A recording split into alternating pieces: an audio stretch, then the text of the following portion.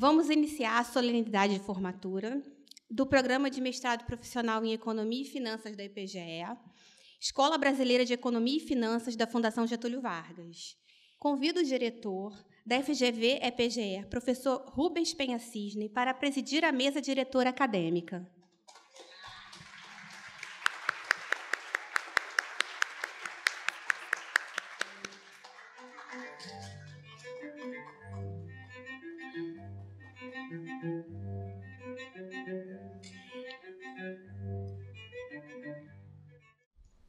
Então, eu gostaria de pedir a todos que fiquem de pé para a execução do hino nacional brasileiro, observando que o estandarte nacional se encontra à esquerda dos que estão na audiência.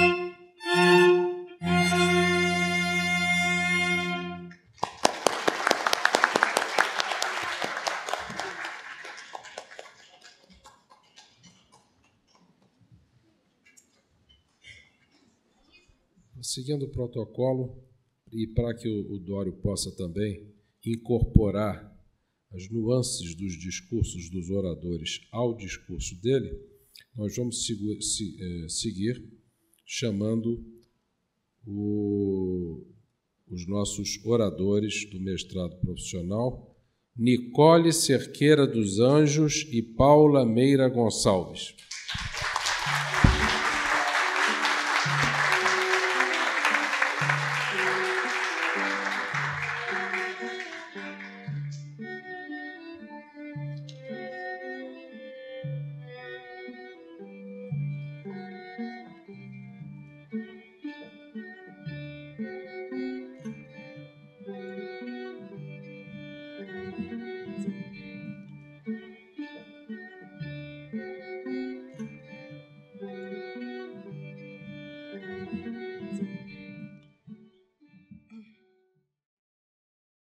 Bem, então esse é o nosso momento de introspecção e aprendizado. E é muito importante, mas muito importante, a gente ouvir as pessoas que têm experiência. Ouvir com atenção, porque às vezes uma pequena colocação muda a trajetória da gente. E, como eu disse, o Dório tem essa ligação com a IPGE, ele é... Assim que eu encontrei hoje, que eu falei, está aqui um IPGEano de coração e de personalidade muito afável, uma humildade gigantesca frente ao que ele já fez na vida. Então, eu vou pedir a todos que... Eu sei que nós já vamos bater palma depois, mas vamos bater palma também para os nossos convidados antes. Dório Ferma.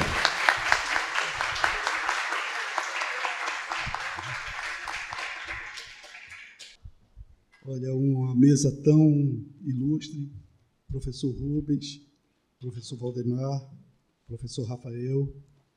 Eu queria dizer o seguinte, nós somos pessoas de muita sorte. Eu diria para os queridos colegas o seguinte, estudamos economia, temos a FGV, temos a IPGE, estudamos, e para nós, segunda-feira é um dia muito bom.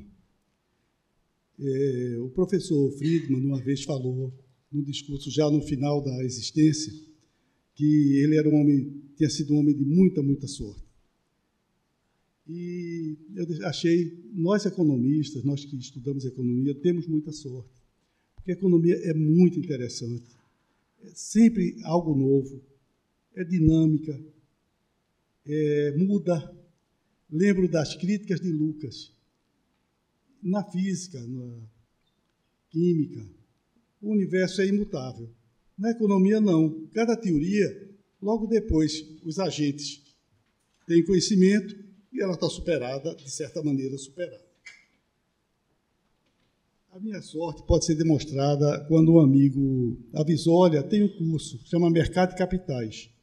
O professor Simons, na época, era o diretor, e o Moisés Glatt, que trabalhava com ele, coordenava esses cursos, e eu vim num curso sem grandes pretensões, curso de noturno, de 8 às 10 da noite, não tinha grande pretensão. Quando eu vi, mas que nível, que maravilha.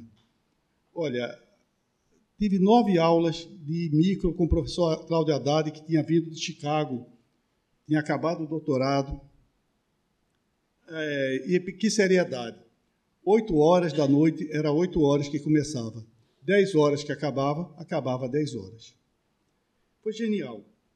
Aí eu me animei tanto com essas aulas, depois com o professor Antônio Maria Silveira, foi também tão genial, porque ele ensinou a levar a vida com leveza, encarar o mundo como ele é, dar graças a Deus pelo que nós temos, e saber que nós podemos afetar pouco, mas que devemos tentar melhorar esse mundo nosso. Lembro da escola, com quanta seriedade, que tinha um professor importante, chamava Neikoi, que era muito ligado ao professor Simons, nossa memória sempre inesquecível, que entrava de sala em sala, depois já no curso de mestrado, entrava de sala em sala, como se estivesse procurando alguém. Na verdade, ele contava quantos alunos tinham, para saber se todo mundo estava estudando. E essa seriedade, essa levar a vida a sério, foi extremamente importante. Depois tivemos um professor simplesmente genial, que era o nosso diretor na época, o professor Simons estava como ministro. Era o professor Langoni. O professor Langoni era de um entusiasmo, de um ânimo. E eu lembro, a primeira pergunta dele, ficou tudo na memória. A aula dele era uma satisfação tão grande que a gente ficava esperando a hora. Ele chegou e perguntou, quanto vale um apartamento? E ouviu tudo que foi besteira. No final, ele disse, um apartamento vale o que rende, descontado na taxa de juro, como qualquer bem. Simples assim. E dava leituras, numa cadeira, um trimestre, que dava a nossa altura se a gente empilhasse. Era muita leitura e muito interessante. E quanto mais a gente estudava, mais a gente gostava. Foi uma sorte que não teve tamanho. E que vocês também estão tendo nessa escola maravilhosa, nesse quadro de professores fora de série, todo mundo gostando do que faz, muito, muito. E a importância da instituição também para o país. A FGV é a EPGE e tem muito mais. Eu tive contato com outras áreas na parte dos índices. Resolvi pegar a cruzada do INCC. E você conhece a história. Fazem 10 anos, mais ou menos, quando, no auge do boom da construção civil, algumas empresas quebraram. O mercado, a estrutura na construção civil tinha mudado muito. O índice ficou um pouco inadequado e o setor não notou. E eu fiquei com aquilo na cabeça, tem que ajudar, tem que fazer, tem que fazer. Procurei os empresários do setor. Ninguém queria saber de nada. Para dizer a verdade, ninguém entendia de nada. Aprendi, nessa hora, que os grandes empresários, grandes líderes, grandes homens de sucesso estão ali por seleção natural, não sabem muito o que fazem. Eles são de sucesso porque sobreviveram de um mundo de outros que quebraram. E é impressionante. Eu digo que o empresário super vitorioso no setor de corporações confunde rendimento com ganho de capital. E ninguém ganha para ele no que ele faz. E fui para essa turma tentar explicar o índice. Queriam saber. E vinham com histórias. O índice sempre não reflete o custo. Mas, espera aí, ele é feito para refletir o custo? Como é que não reflete o custo? O diretor financeiro de uma grande instituição falou, eu ponho mais 4% ao ano e, para mim, está resolvido. Por aí foi. Quando cheguei para o pessoal do IBRE, né, Instituto Brasileiro de Economia, sabiam tudo. Fiquei encantado, mais uma vez encantado com a Fundação. O Aloísio, o André, como sabiam? E a Luiz Campelo, o André, eu não me lembro agora o nome de todos, foi pego ao meio de surpresa, não me preparei o suficiente, peço desculpas, mas foi muito interessante. E aí saiu um índice muito bem feito, muito adequado, e num tempo recorde, e com muito pouco custo. Mas aí eu disse, espera aí, tem um problema também interessante. Embora o INCC pegue direto as construtoras e incorporadoras, e também os compradores, tem um índice, o IGPM, que talvez não seja adequado para corrigir aluguéis. Ora, existe o mercado de aluguéis, de novos aluguéis, e existe uma correção de um contrato feito anteriormente. Ora, o índice é, em grande parte, o índice de preço por atacado, que sobe quando a moeda desvaloriza, quando o dólar sobe, normalmente quando o país está mal, e, nesse caso, o mercado de aluguel está caindo. Caiu, e aí o índice reflete que tem que subir o aluguel contratual. Fui estudar com cuidado, não era mais o setor que eu operava, a gente não tem nada a ver com aluguel residencial, mas peguei para melhorar quando conheci o professor Piquet, da FGV de São Paulo, e falei do problema. Ele, sozinho, sem gastar nada, arranjou uma metodologia e criou sozinho o índice de variação do aluguel residencial, que é o aluguel de mercado, com uma objetividade tremenda, e agora o professor Piquet virou diretor do Banco Central e o Brasil está bem servido. Foi a mensagem que eu mandei para ele. Diga que ele é muito meu amigo, mas só conheço de vídeo. Nunca tive pessoalmente. Sei que ele almoçava com meu filho na fundação. Meu filho é professor também, lá em São Paulo. E ele almoçava quase todos os dias. Eu dizia para o Bruno que ele estava em boa companhia.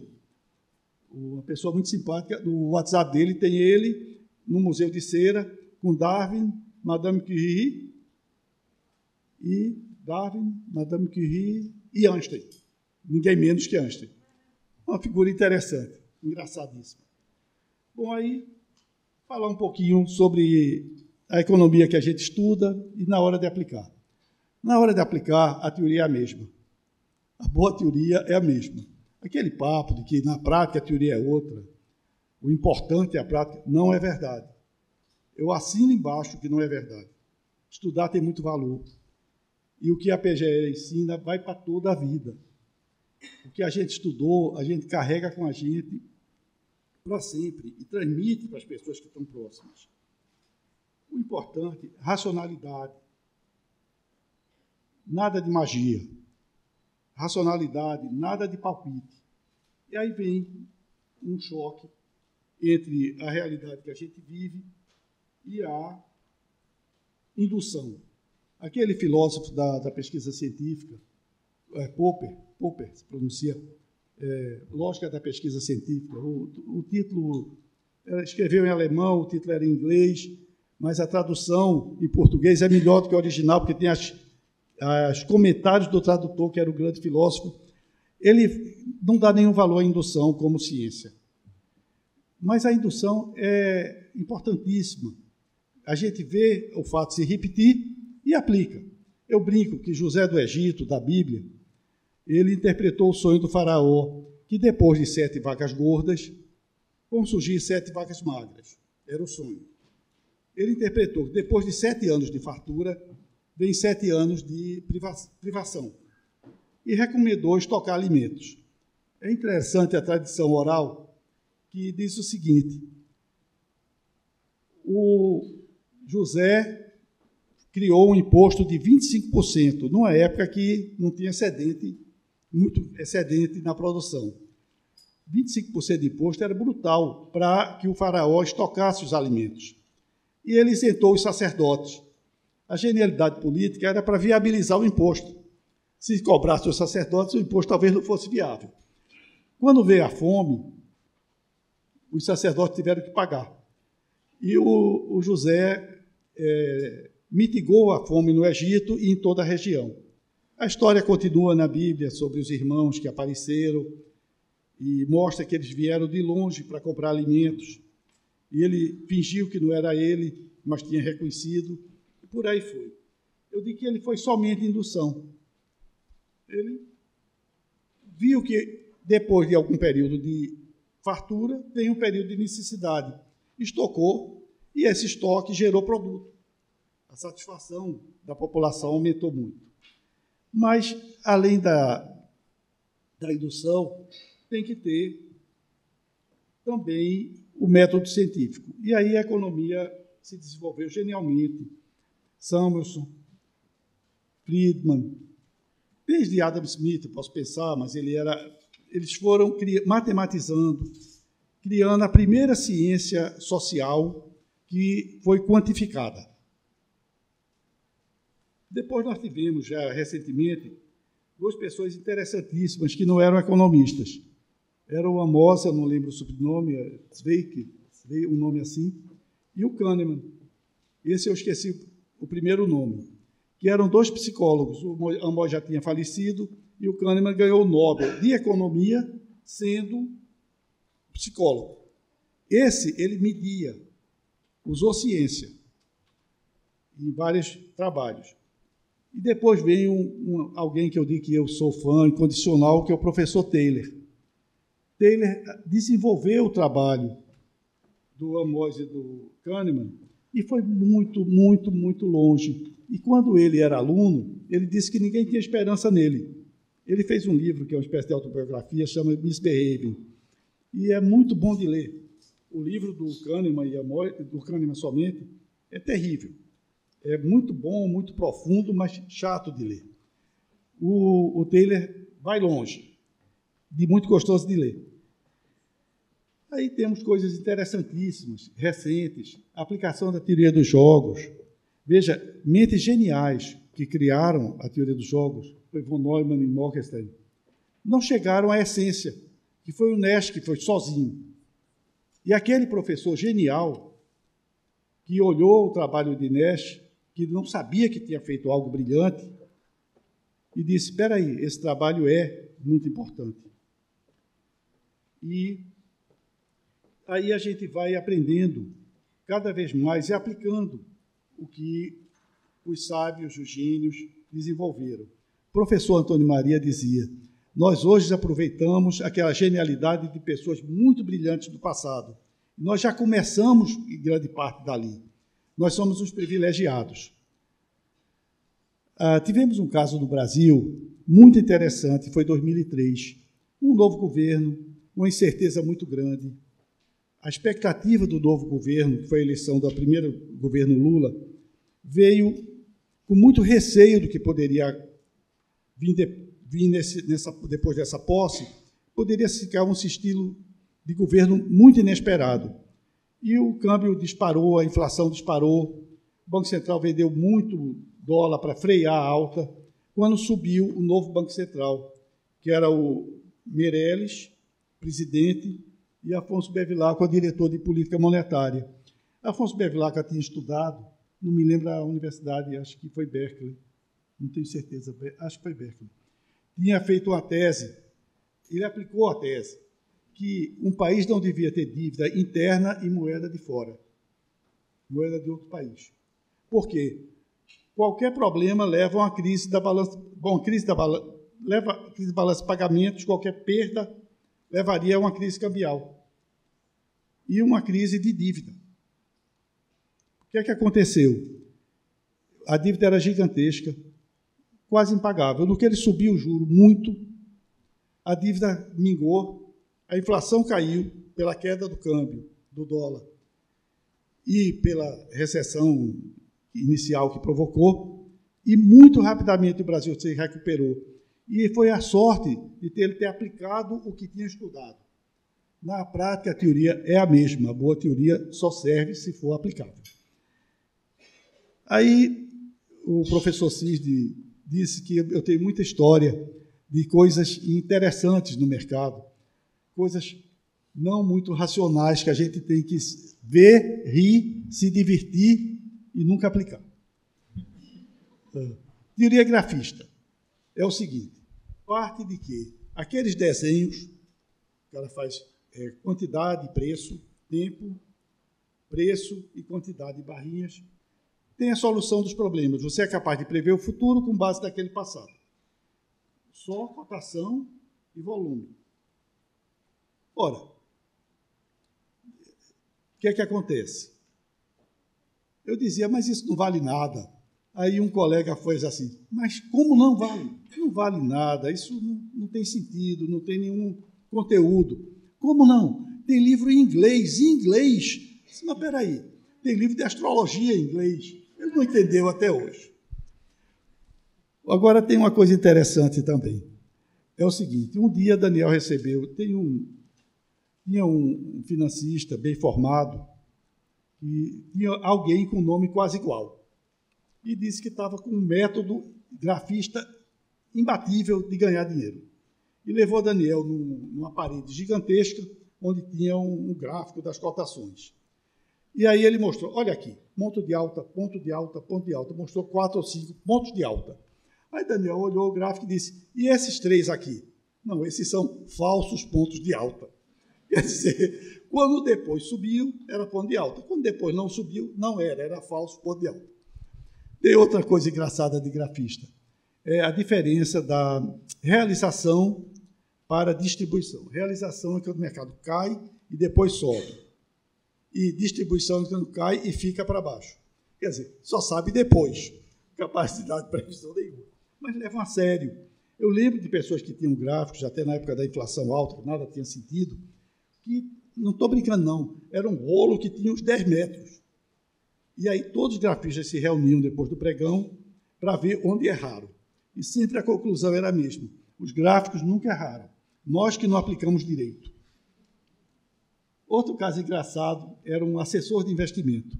Todo dia dizia, esse mercado não aprende a trabalhar. Olha para cá, tem que baixar, tinha que baixar, está subindo, um absurdo. Dia seguinte, tinha que cair, está subindo, outro absurdo. Tinha que subir, está caindo. Esse mercado não aprende a trabalhar direito. Ele sabia. Aí vem a escala de gráfico. Eu dizia o seguinte para o grafista, se a escala, em vez de ser linear na vertical, for logaritmo, as regras são as mesmas, e eu vi o máximo. Exatamente, eu disse, muito obrigado. No comments. Bom, aí tem uma história de um sofisma muito legal, difícil de contestar. Você compra a Petrobras a 33, espera, só vende a 35. Depois de vender, porque o lugar de dinheiro é no bolso, você só compra a 34. E só vende a 36. Dessa maneira, você vai toda a vida acumulando lucros, nunca perde e descobrir o moto contínuo da riqueza. E muita gente acredita nessas histórias. É engraçado, porque é difícil contestar, não é tão fácil. Eu digo, eu comprei umas ações, eu não sei se compro mais ou se vendo. É instintivo, quase todo mundo pergunta, quanto você pagou? Se pagou mais alto, ele recomenda vender, pelo menos parte. Se pagou mais baixo, ele recomenda reter até comprar mais, para fazer preço médio, que é a melhor maneira de perder as calças. Um caso interessante, teórico, é uma coisa inesperada, mais ou menos o raciocínio do Kahneman, que as pessoas facilmente vendem aquele que compraram por preço mais baixo e dificilmente vendem aquele que compraram por preço mais alto. E ele fez teste. E aí, eu vou me ater a isso, depois eu volto num modelo bem interessante que ele fez junto com o Amos. Ele diz o seguinte, tem uma cidade muito rica, um rio muito largo, e do outro lado uma fazenda. Uma fazenda que vale muito pouco, serve para plantar capim e alimentar gado, a terra nem é boa. De repente, por qualquer razão, o governo, por alguma razão maior, faz uma ponte maravilhosa e liga a cidade a essa área do outro lado do rio. O valor daquela área do outro lado do rio pode ser 1000 vezes maior por metro quadrado do que era. Não é difícil comprar pela metade do valor razoável, porque a pessoa está realizando um lucro fabuloso. Já ao contrário, nos Estados Unidos tem casos assim que eu já vi em filme, fazem lá o respeito pelo meio ambiente não era muito grande, fazem uma refinaria bem pertinho, uma usina elétrica, termoelétrica, bem perto de uma casa, e a pessoa diz, eu vou esperar vender, porque eu não vou vender abaixo do que me custou, afinal de contas, Deus tem que me ajudar, eu tenho direito de vender por um valor acima. O valor que eu paguei é muito sério. E esses vieses levam a gente a poder trabalhar tentando vencer, aplicando a racionalidade. Quando eu conheci Daniel virou e disse, você é o camarada mais racional que eu já vi.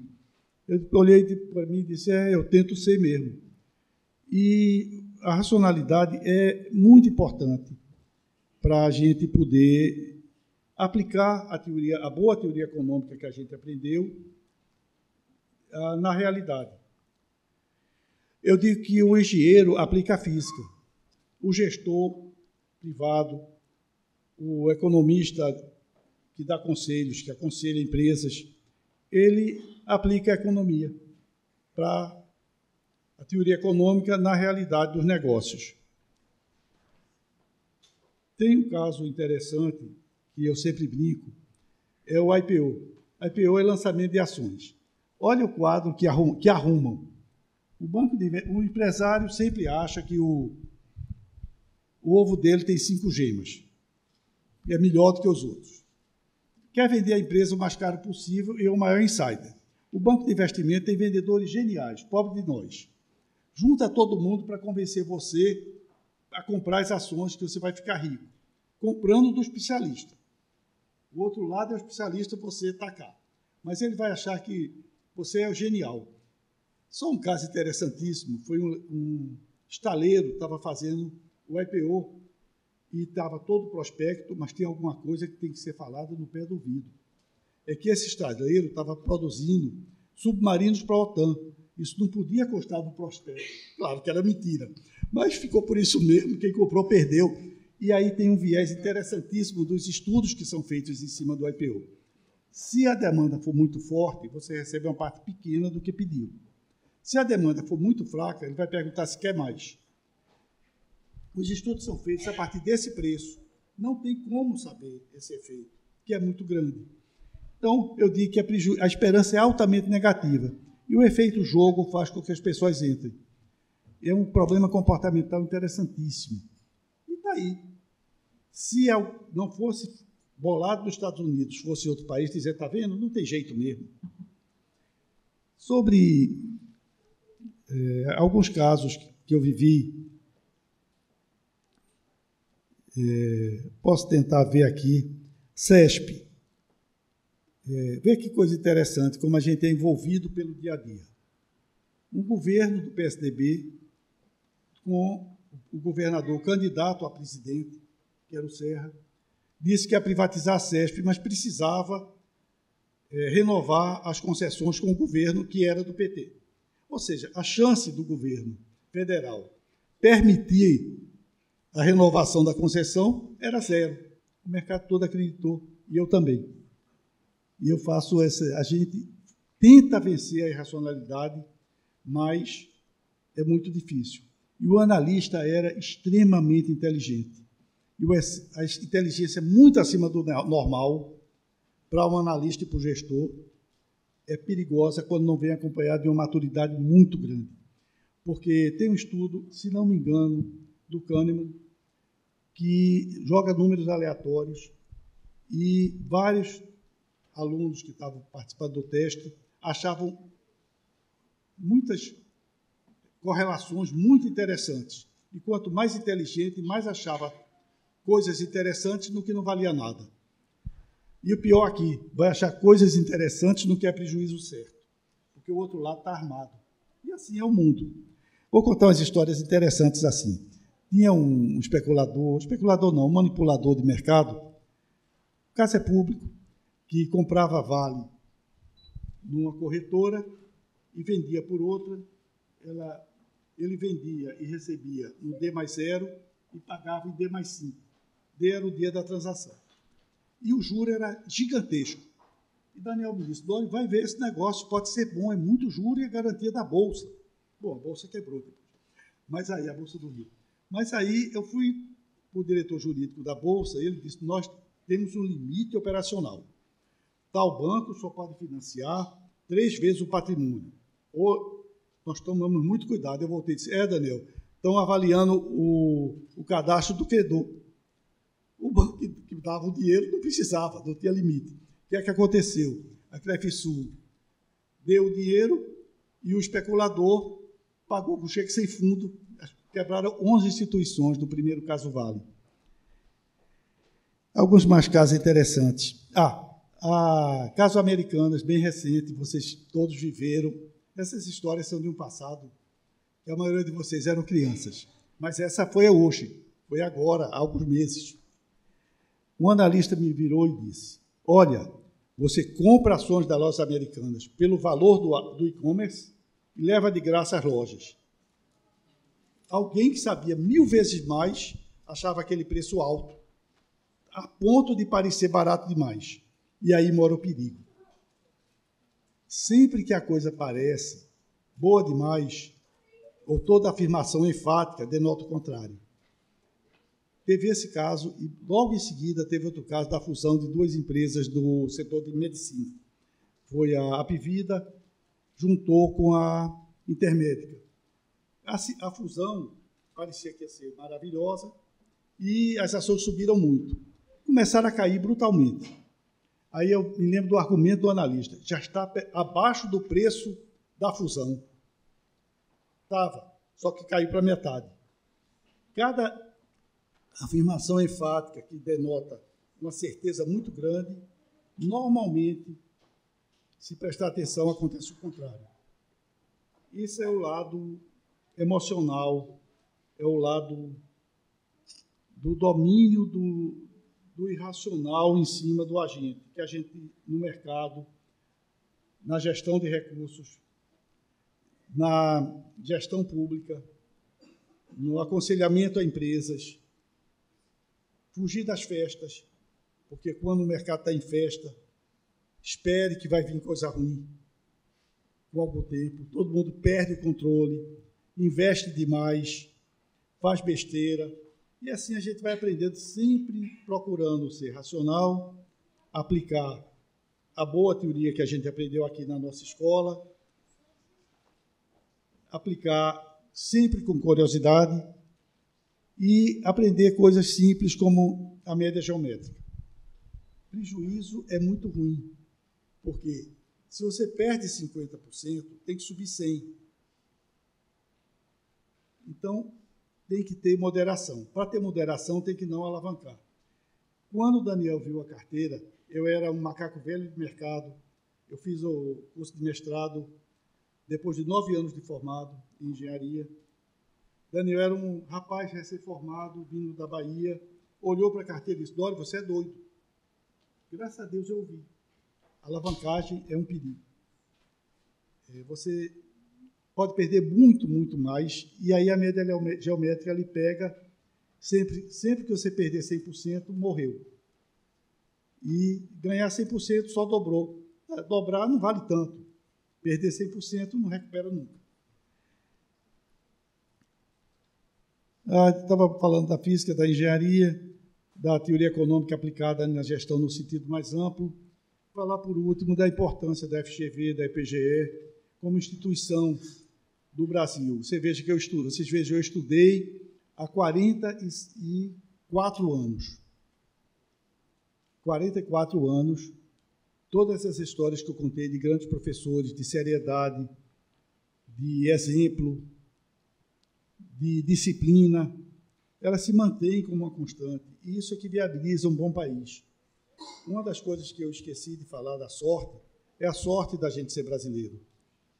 Nós somos pessoas de muita sorte. Estudamos economia, somos brasileiros, temos a IPGE, temos o INPA, temos várias faculdades. Não somos o melhor do mundo, mas somos muito bons.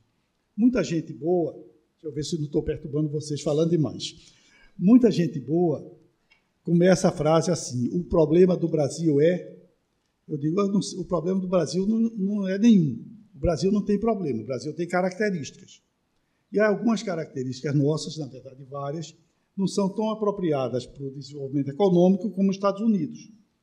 Mas nós somos muito bons no todo, muito melhores do que a maioria do mundo. Então, temos que ter muito orgulho e muita alegria de sermos brasileiros, de estarmos estudando economia, de termos a FGV, de termos instituições, de vivermos hoje uma democracia que parece bem sólida, e dizer que vocês vão ter um mundo muito brilhante. Eu já tenho 78, sou eternamente grato à escola, à FGV, agradecer muito a generosidade do professor Cisne de me dar essa oportunidade de fazer para tão queridos colegas e dizer boa sorte, muito boa sorte a todos. Muito obrigado.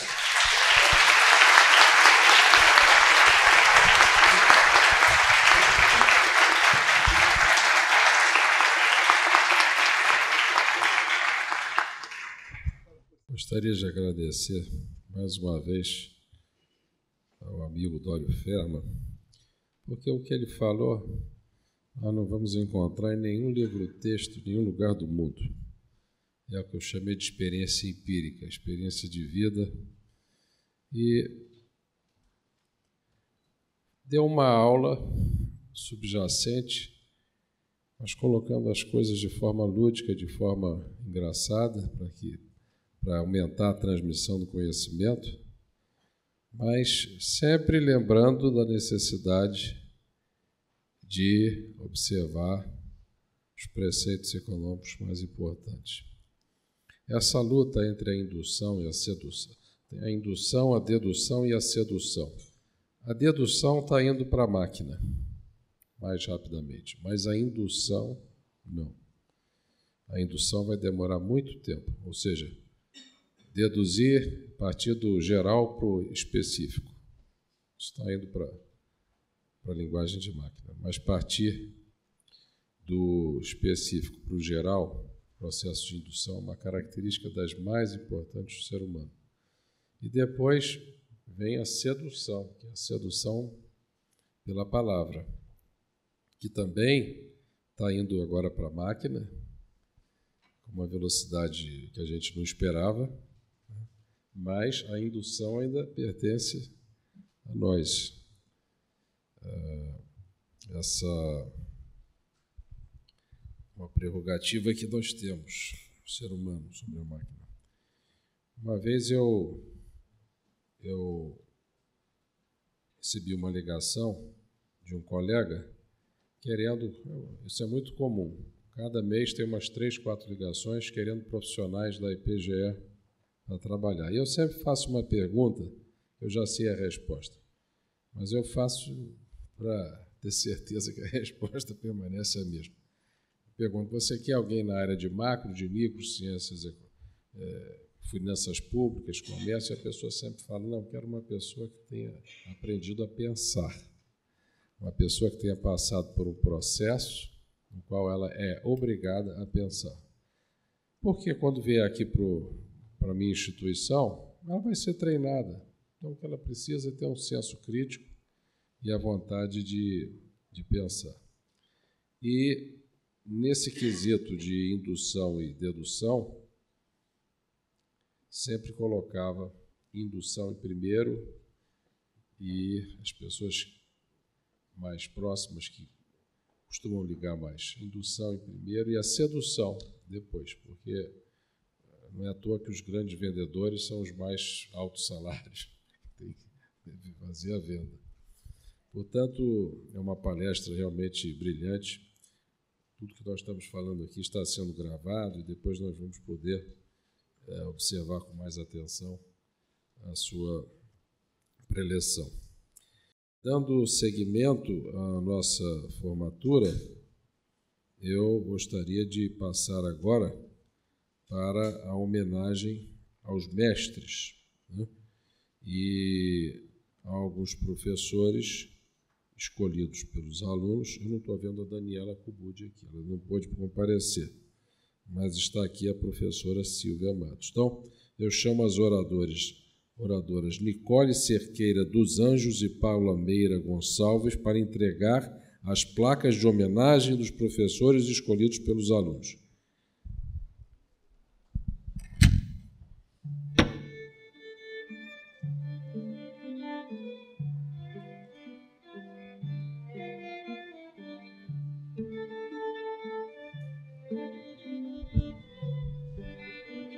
Vocês podem subir aqui ao palco para que a gente faça o devido registro fotográfico da entrega da placa.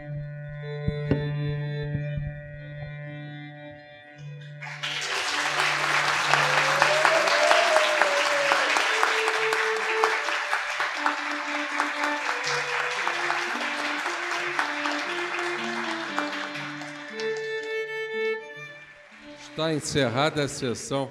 Vamos agora à nossa New York.